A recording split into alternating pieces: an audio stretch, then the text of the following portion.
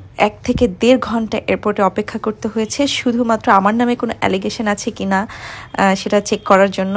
NSI, DGFI থেকে শুরু করে সব জায়গা থেকে আমার নামে কোনো রিপোর্ট আছে কিনা সেটা তারা চেক করলেন।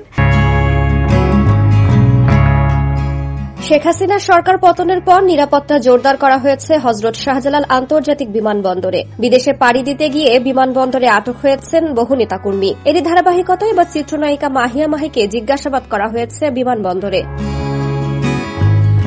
জানা গেছে চলতি সপ্তাহে বিমানবন্দরে গিয়েছিলেন তিনি। সেখানে এই নায়িকাকে 1.5 ঘন্টা অপেক্ষায় রেখে বিশেষভাবে চেক করা হয় নথিপত্র।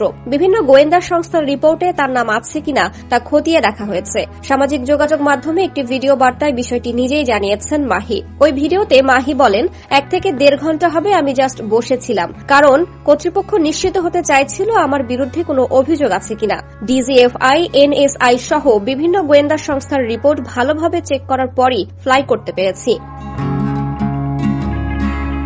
মূলত একদিনের জন্য দেশের বাইরে গিয়েছিলেন মাহি। এরপর সেখানকার কাজ সেরে আবারও ঢাকায় ফিরে আসেন এই নায়িকা।